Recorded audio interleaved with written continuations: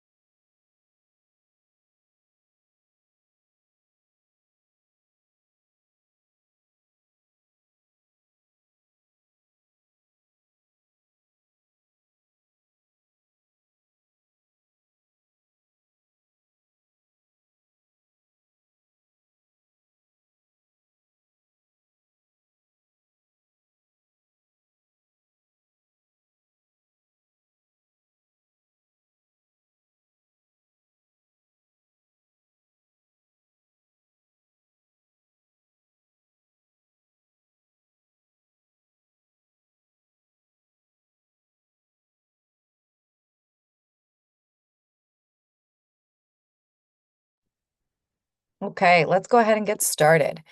Um, Hello, everybody. My name is Bolaria Shifrin, and I'm the Chief Investment and Partnership Officer at Terner Labs. I'm thrilled to be here with you today to talk about scaling industrialized construction, the barriers, opportunities, and new evidence that we have around this. We're going to keep the tone really conversational today. We're going to start with a discussion among our panelists, then share a few findings from our research, and then bring everybody back from the panel to do some Q&A. And so please drop your questions into the Q&A box as we go, and so we can address those. Um, some housekeeping stuff in terms of definitions today. We want to use the term innovative construction, or IC, to refer to methods like factory-built housing, full volumetric, as well as more panelized system, kit of parts, emerging approaches in 3D printing. So it's really a catch-all as we think about kind of alternative construction methods to get us to faster, cheaper, more affordable housing. Um, and so with that, let me introduce our panelists. First, we have Hilary Cooper from the state of Colorado. We have Ellen Morris from Eden Housing, Apoorva Pasricha from Cloud Apartments, Stephanie Hawke from our very own Terner Center, who will be presenting later on our research findings. Um, yeah. And so let's just start with all of you folks. You're coming at IC from different angles: development, manufacturing, policy. Can you briefly describe how your organization is engaging with IC today and what role it plays in your work? Oh, and let's start with Hilary. Thanks, Ruby. I am with the Office of Economic Development and International Trade, and the state of Colorado is approaching innovative building technology with an economic development approach. Um, First, in that we are supporting the industry with different tools, finance tools, loans, grants, etc. And then I also manage several of our housing direct funding programs for housing, and we are incentivizing modular built or offsite construction, innovative building technology.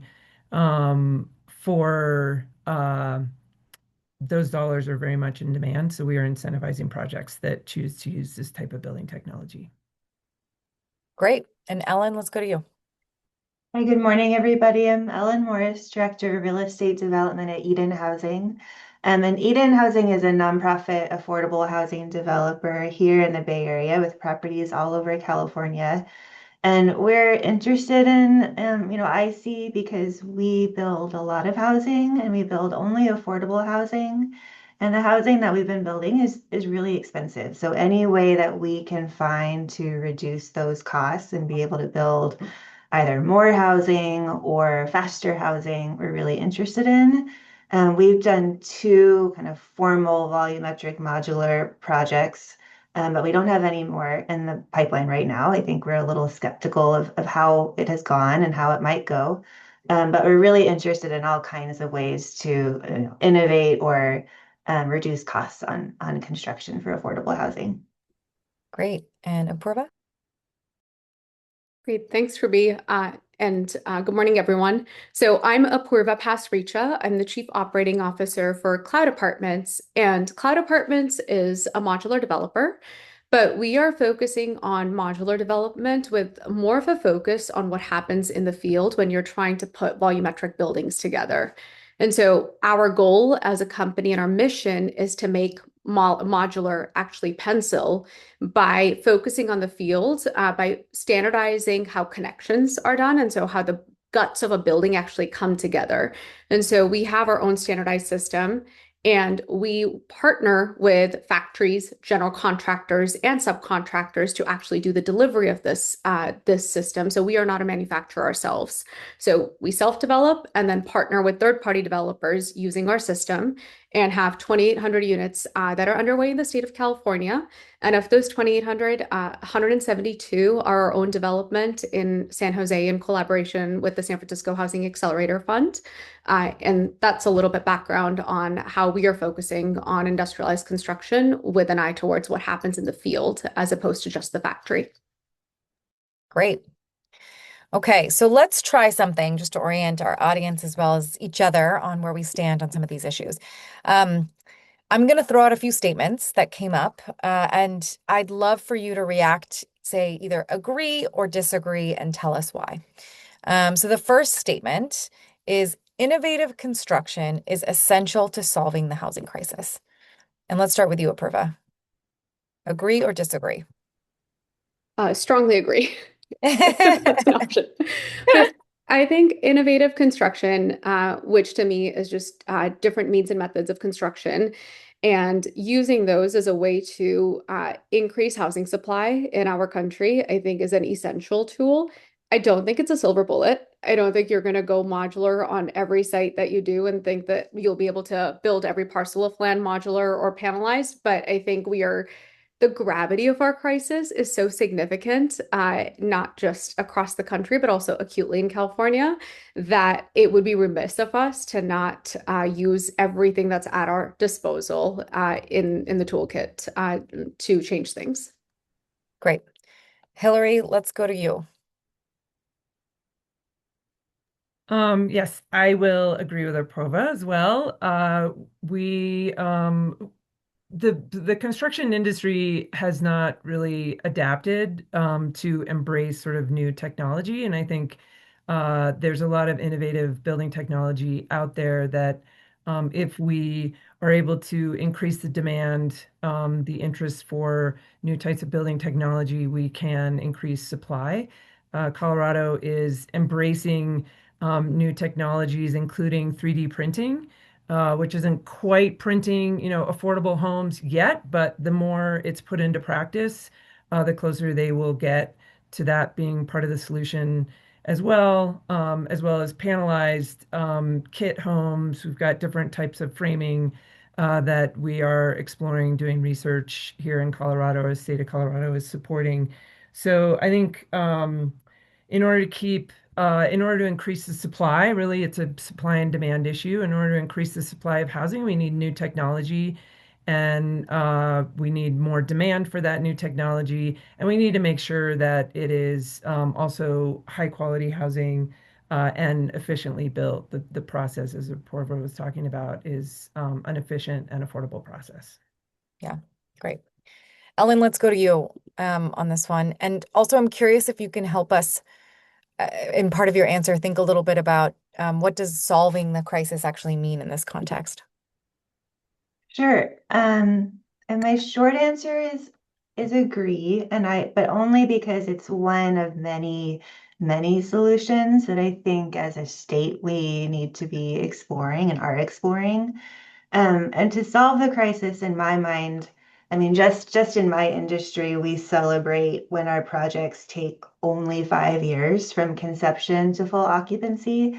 And 5 years is not very fast. That's a very long time when The people we're serving are living on the streets or are overcrowded or commuting 2 hours to their job. So, as an entire region, we need to be better meeting the housing needs of our population at all spectrums of income range. So, when I think about being able to solve the housing crisis, I think about delivering housing, much more quickly and making that very high quality housing at all income ranges. And to do that, we need to bring down the cost. So, I think innovative construction is part of that solution. Because right now, the way we build housing, every single site is unique, every single building is unique, every single financing stack is incredibly unique, and all of that takes a really long time to put together. And there's no reason that everything needs to be unique, right? We could have some more efficiency in the way that we're designing and building and financing this housing that could speed along that timeline. So anything that's in service of that, I'm in support of. But as we'll talk later in this panel, this particular solution is not without some risks. Totally. It's a great point too on timing being just as important as cost, especially when we're dealing with folks that, like you said, are on the street or don't know how they're going to pay next month's rent, let alone then tell them be on a waiting list for 5 years. Okay, our next statement, which is related. I see reliably reduces construction time and cost. Agree or disagree? And let's start with you, Hilary. We know that it has the potential to do so. Colorado is just slowly starting to explore innovative building solutions after really the market crash in 2008 and several factories went under in 2008.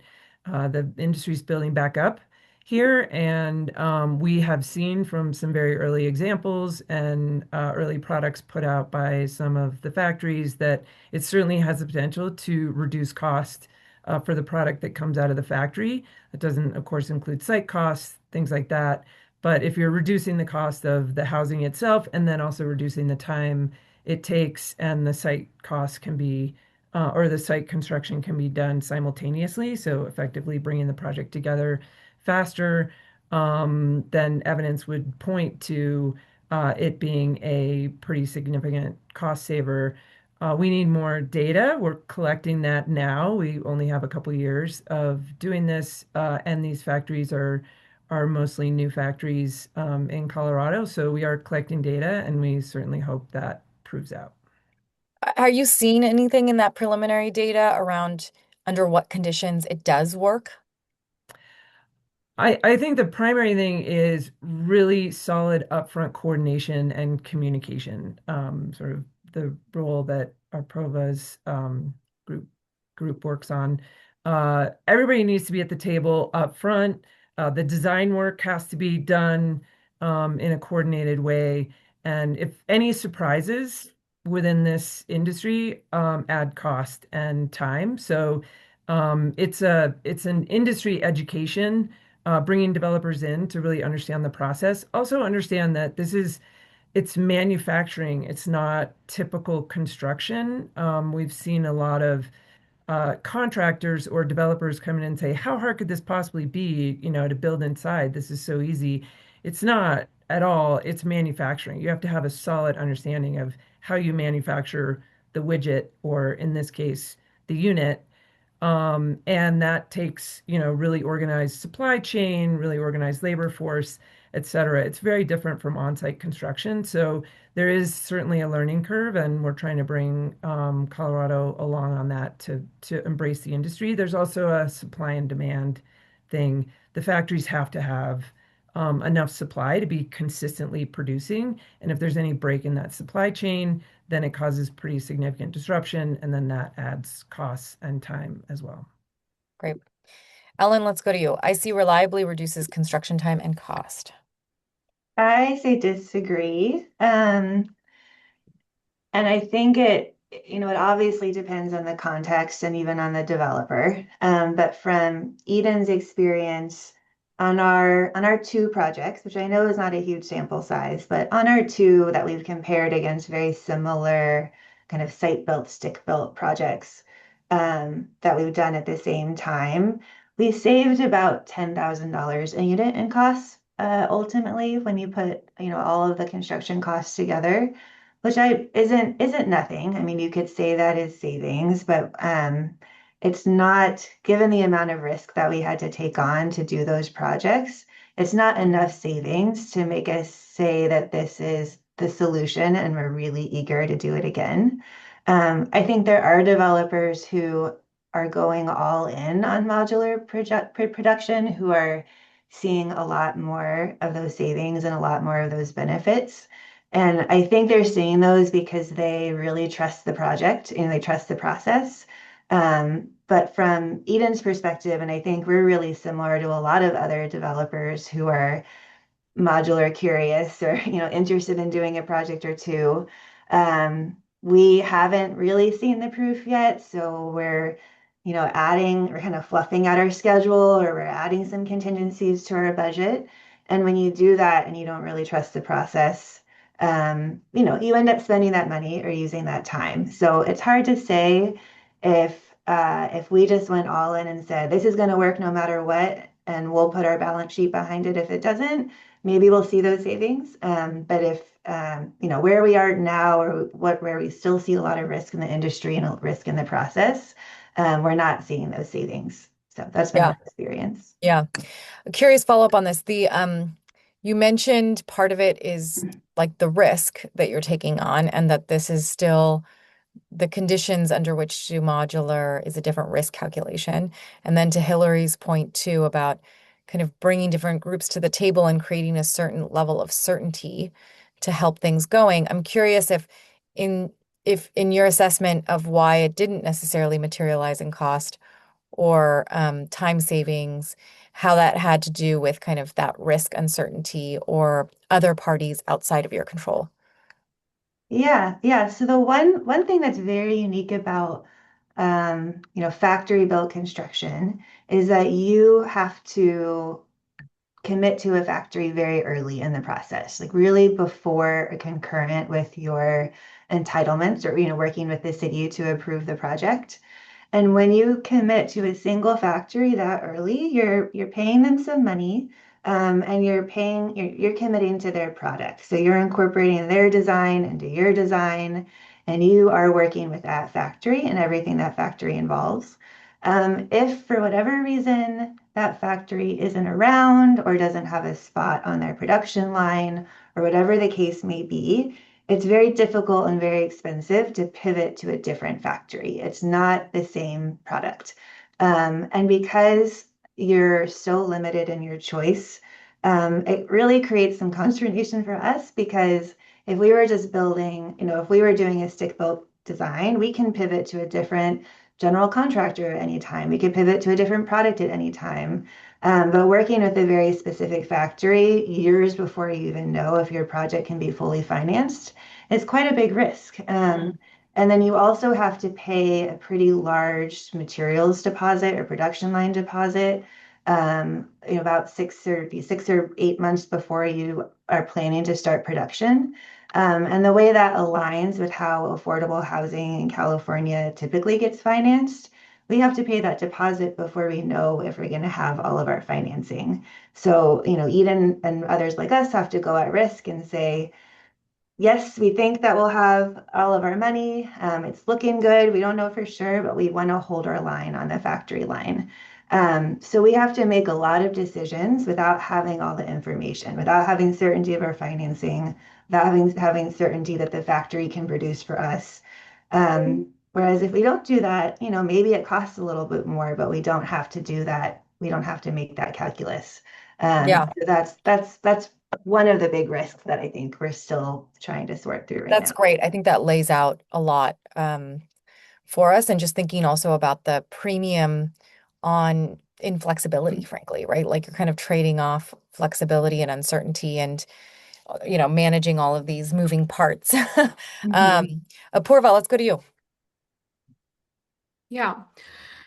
Interestingly, I think that the way The way we're talking about it, whether IC actually reliably reduces construction time and cost today, my answer would be I disagree that it doesn't in its current state. And I think the way I would think about it is what has to change in order for it to do that, because I think we're all kind of sitting here believing that there's promise, as Hilary mentioned, but there are a lot of parameters that have to be true, that we have to have factory certainty. We have to believe that the factory's pipeline is strong enough that we know it's not going to go under. We have to have a belief that there aren't going to be that many changes on the back end. So I think my answer to this would be really, I disagree in its current state. And in the future state, I think there's a question about how do you design something that is very efficient and can be designed for manufacturing to create cost savings on the factory side. But then how do you not lose those efficiencies when you actually transition to the field? Because I could push a lot of product into the factory, but if in the field, I have to rework a lot of things that went wrong, or if I don't have a process to account for the amount of labor that is necessary to take on the most expensive scopes in the field, all of the savings that you have in the factory actually just are eliminated with what happens in the field. And I think that coordination between the two scopes is actually really important in creating cost savings in the future when we think about like the perfect scenario of what this looks like. Yeah, totally. Kind of reminds me in transportation, like the last mile problem with on-site. Okay, next statement. The barriers to scaling I see are well understood. And let's go to you, Ellen, since you kind of started with some of those barriers. I yes, I agree. I think there's more to learn, but I also have been very impressed with the industry for sharing information and our legislators for trying to think through ways to solve the problem. So I think we do understand that there are barriers. Yeah. Let's go to you, Hilary. Well, Colorado has been looking at this for a little while now, and has the Governor Polis is really came on very strong. Is a big believer in new technology, uh, and having Colorado be a hub for that new technology. And the legislature also really embraced sort of during the COVID era, embraced looking for solutions to our housing crisis in Colorado, and modular factory built housing, innovative construction was definitely seen as one of those top solutions, in addition to trying to find as much money as possible to finance affordable housing projects and create more supply. So I think we've spent a lot of time identifying those barriers. We've worked with the industry, we've worked with the national industry. We've also looked to Europe because they've been doing this for years, and I should call out Japan as well. A lot of European countries or cities have factories that are set up for that region, and 70% of the building supply runs through that factory. And a lot of European cities don't necessarily have as large of affordable housing problem as we do here in Colorado. So they've figured out the solution. There are countries that are doing this, and to look also to Japan for examples of sort of how they overcame those barriers and what the barriers were and how they overcame them is one of the things that we have been looking at. So I think we're going to get into the barriers in the next part of the conversation, but we believe we have a pretty good handle on them, and we're doing our best to solve them. And Apoorva? Yeah, I think on this one, had you asked me this 6 months ago, my answer would have been no. But I think and obviously I'm speaking with a little bit of a bias towards what's happening in the state of California and then how that's triggered kind of what's happening in other places, but also Colorado has been doing quite a bit of work as well. There have been other states that have been doing work too, but I think a lot of this energy around this space has reemerged in the last few months in a way that it wasn't there historically. So I think the barriers as a result are a little bit better understood. But I think all of these barriers are trying to tackle like can this create cost savings? Like that is the if there's a top line barrier, it's that it hasn't scaled because cost savings haven't been realized in IC.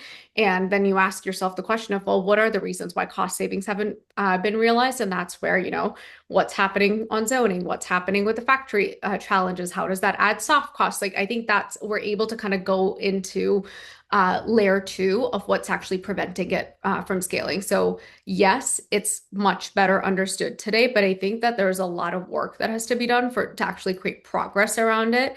And all that work really requires like fundamentally changing an industry that has been difficult to change for many, many years. And so that in itself also takes time and it takes regulation, policy, innovation, all kind of moving at the same time in order to remove those barriers. Because if you're doing your work in isolation, you're going to be moving ahead and everyone else is going to be behind you. And I think this is, from what I'm seeing, that these barriers are more understood in the last few months in a way where all of these levers are also actually trying to move at the same time, which was a case in a lot of the European contexts that we've looked at.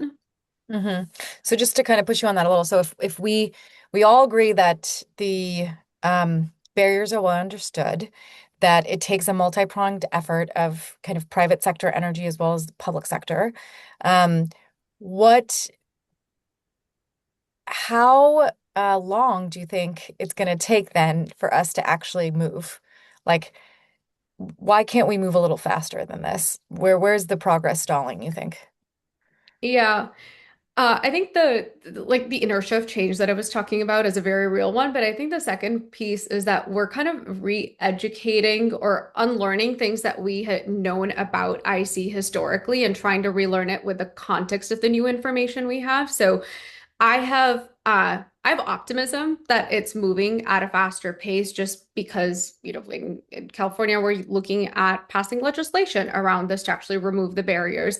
I use another example that comes to my mind is I was at World of Modular last week, and I think it's a very niche group of people who show up at this conference. And it was the first time that we had, representation from Terner there, from the San Francisco Housing Accelerator Fund there. And the conversation wasn't just around supply chain and factory. It was actually how do these pieces move together? How does capital actually learn what does it take for lending to be something that's designed for offsite construction as opposed to just site built? And to me, those are all actually pretty big signals about where we're heading when financing becomes a part of a conversation in a very niche circle. And so I'm optimistic because of what I'm seeing as early signals of, oh, there's something different that's happening here in the industry that may not have been true a decade ago. Awesome. Okay. Last question for you guys, and then we're going to go to the presentation by Stephanie. And just so folks know, we're seeing questions come in. They're great questions. We're going to do the Q&A after the presentation, just as a reminder. So my last question, this statement, I'm actually going to turn a little bit to a question, so I'm going to give you guys a bit of a curveball. The statement was, we know that policy changes are needed to scale IC. I think we'd all agree. We were just talking about that. So instead, I think what would be great is, there's no silver bullet. We know that. But where do you think the policy change energy needs to be right now? Whether it's kind of financing innovation, demand aggregation, building codes, where do you think we could get the biggest bang for our buck? And that could be either low-hanging fruit that you think we can knock out right away, or it could be more of this is what we need for the long-term systemic change. And Hilary, I'm going to start with you.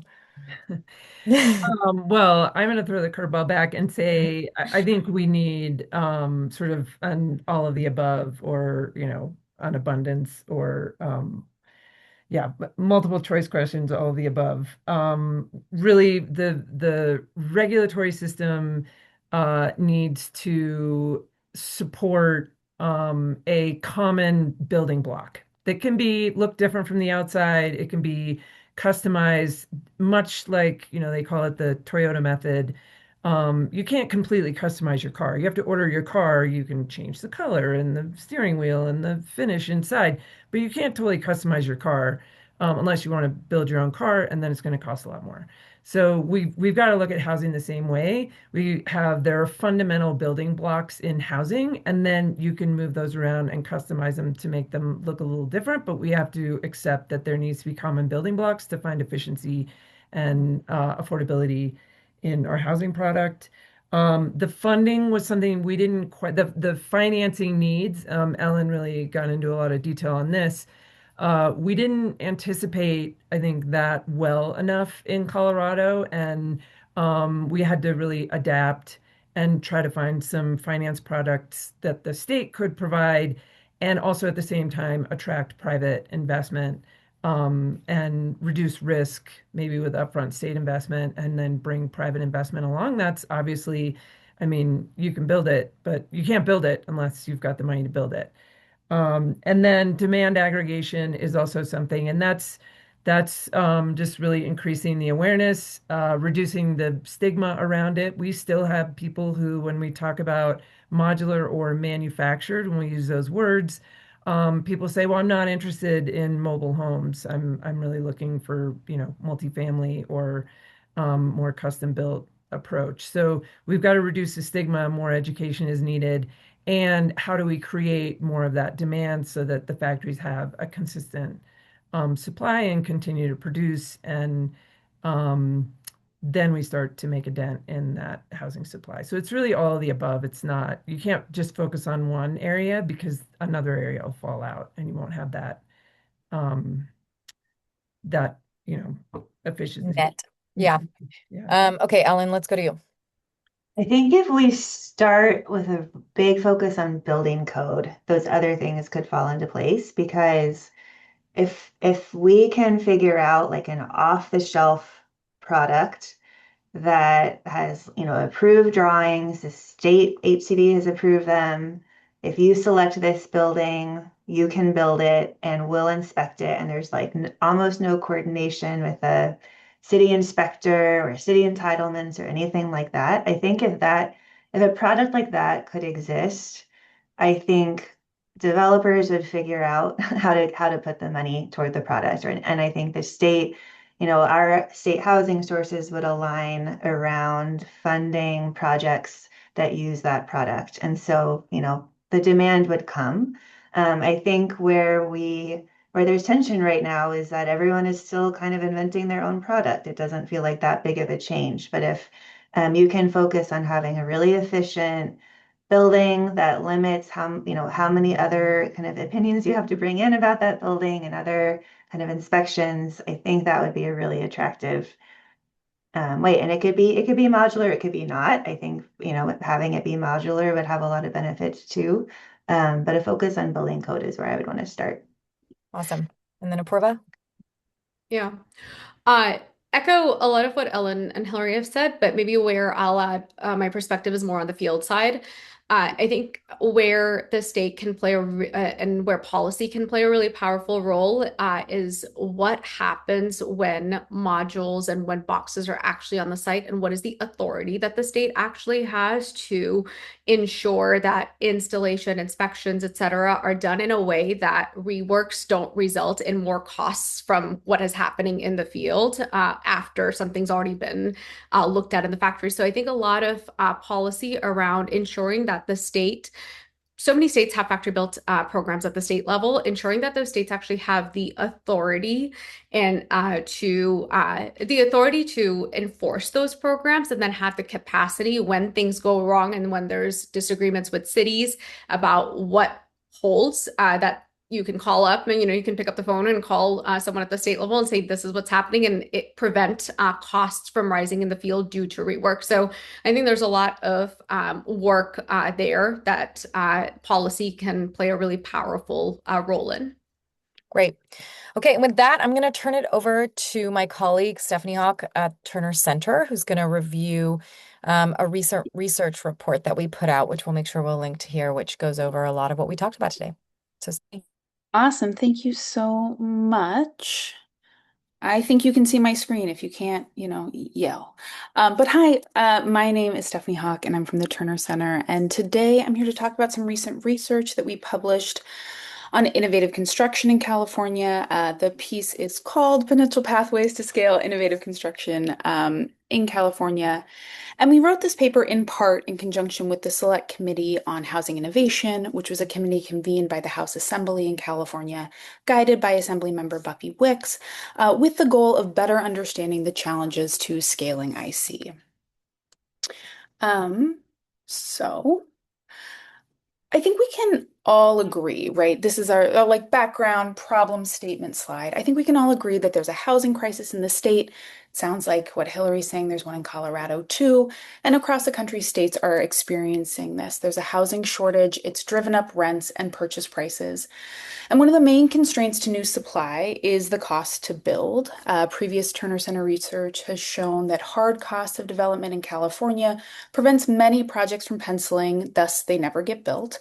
But innovative methods offer potential, as the panelists were saying, right? So using these methods, particularly factory-built housing, has the potential to contain costs and offer faster development timelines. So we set out to understand what the state could do to remove barriers to scaling IC. We talked to 67 industry experts, manufacturers, developers, labor reps, government folks, investors, and others from here in California, from other states, from kind of around the world.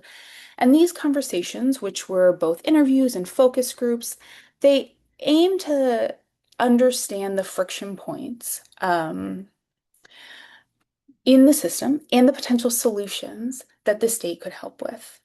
We know it's not everything, right? There are some things that are going on in the industry that the state does not have any control over. But we wanted to get a full picture of what the state could do.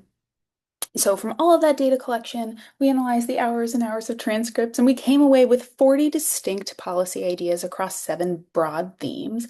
Now, you are welcome. I am not going to go into each and every one of those today. If you are interested in learning more, please take a look at the report. I'm sure it's in the chat. There's lots and lots of detail about how we got there and what we found. So instead of going through all of those ideas, I'm going to focus on 3 main solution areas or solution sets that came out of the analysis. So all of the ideas that are presented here, they came directly from stakeholder engagement. So we're not necessarily recommending yay or nay on any of these, but it's what we're hearing from the field.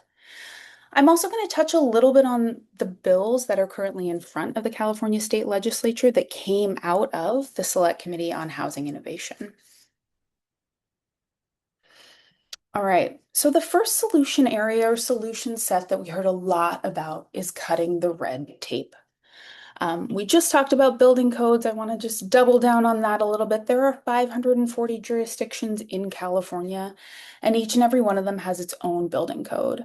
Now, look, there are good and real reasons to have lots of building codes, right? We know that California is a really big state. It is diverse. It's got diverse conditions, snow load, wind load, ground conditions, seismic, lots of different challenges.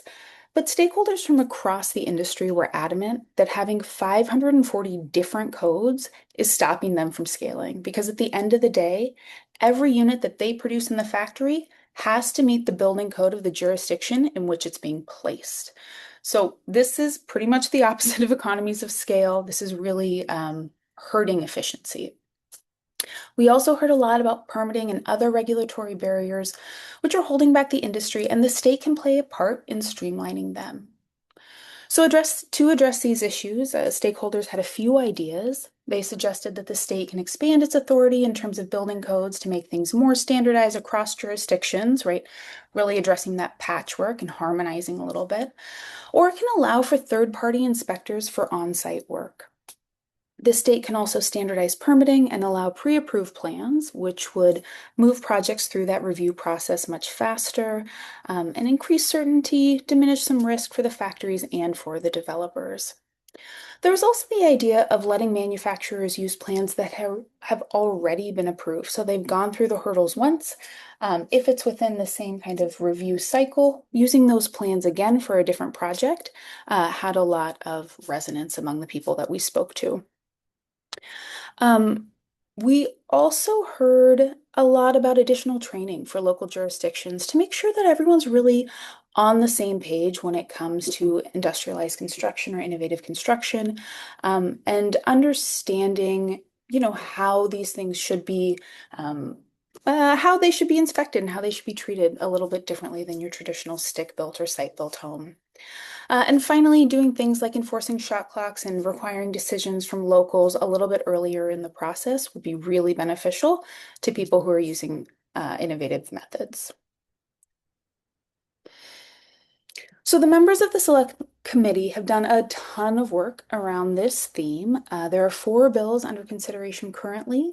AB 1815, which prohibits local jurisdictions from exceeding the state minimum building standard on FBH, really trying to get at the challenge of those 540 local building codes that I was just talking about.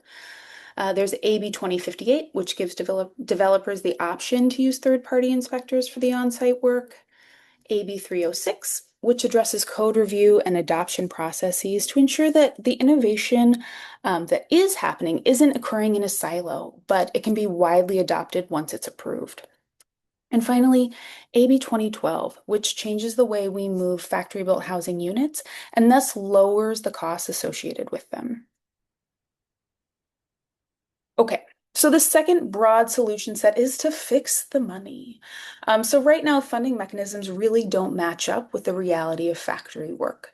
There are little things like state funds for affordable housing projects have specific drawdown schedules. There's timelines about when you get your money, and they don't really make sense if you're building in a factory. And then there are broader issues like traditional investors and insurers feel like there's just too much risk in IC, and they're hesitant to join in. And finally, nearly all of the people that we spoke to talked about how factories are particularly vulnerable to changes in demand.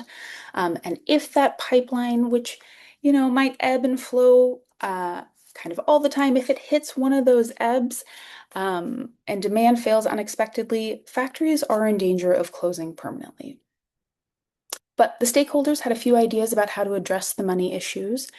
First, they proposed either a bonding program or a loan guarantee program in which the state basically holds some of the risk associated with the project, and thus making it more attractive to funders, insurers, developers.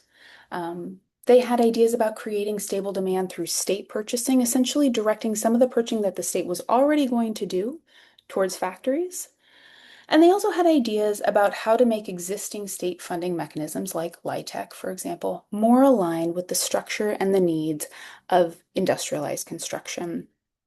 That can either be by changing the mechanisms associated with those funding streams or by aligning some of the scoring criteria with the benefits of IC, like faster construction timelines, less time on site, less waste, and so forth.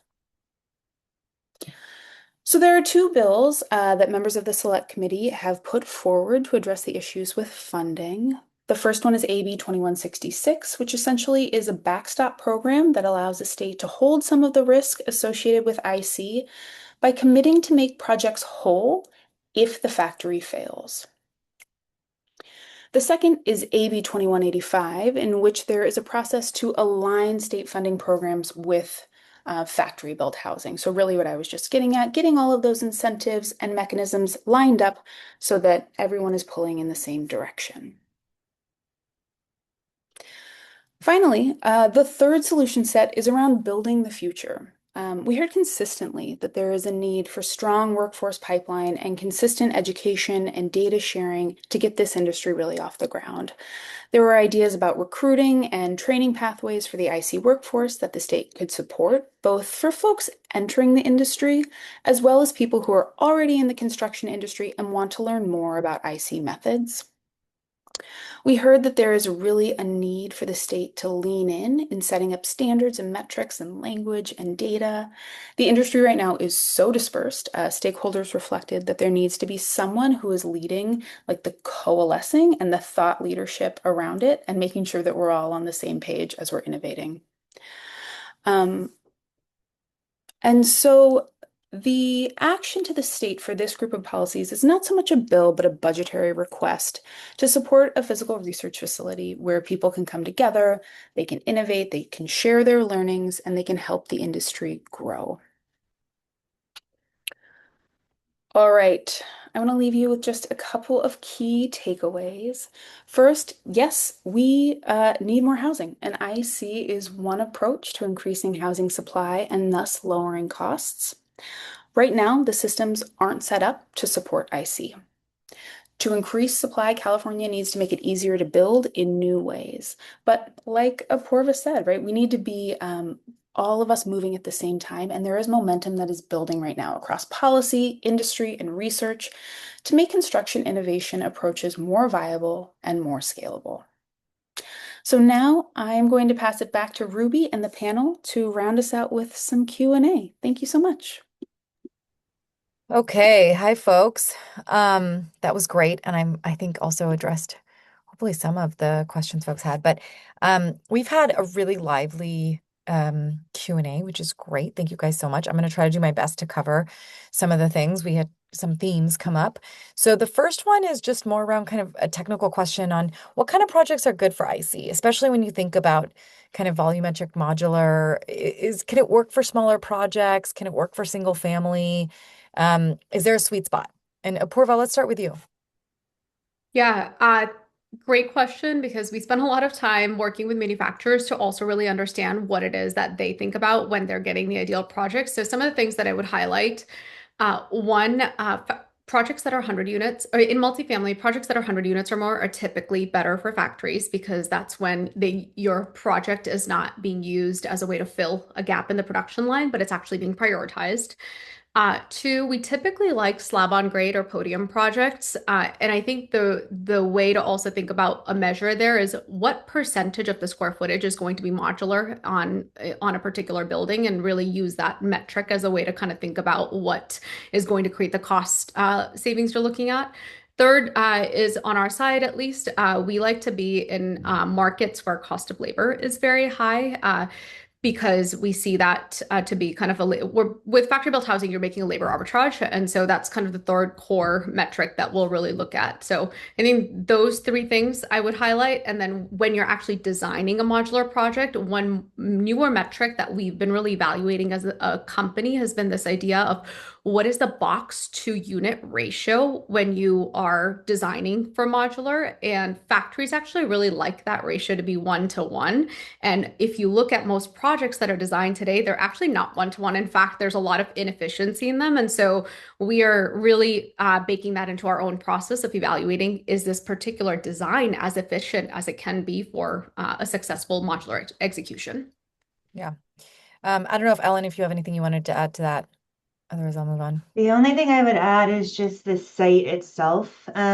We look for specific criteria, and so having, the transportation costs to bring mods all the way from the factory to the site and then store them before you set them can be very significant. And so anything to reduce that, either being near the factory itself, which we've experienced, or having kind of a lower cost place to store the mods before you set.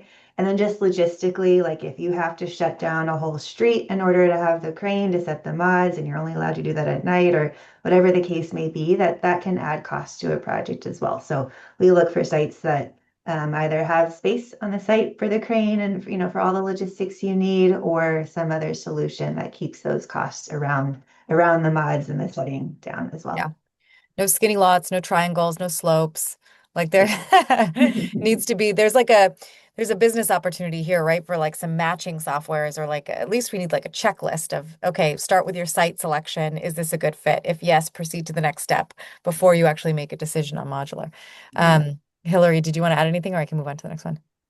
I was just going to add that piece about transportation, and then maybe one other thing is that in Colorado, we're really looking to support small businesses and also looking to support our rural economies. So we like to see the factories spread out and maybe specializing. So we've got a factory that's doing 3D printing, a factory that's really focused on ADUs, a factory that's focused on multifamily, a factory that's focused on that sort of missing middle zoning, the duplex, triplex. So spreading out, competition is good, really specializing in the different types of products. And all of the above are able to come out of factories, but maybe not out of a single factory. Okay, great. Um, let's do this one. I'm going to do a little bit lightning round. It's a risk question, right? So, when we think about in particular, there's financing risk, there's building risks, right? All of this stuff. So you can choose which category you want.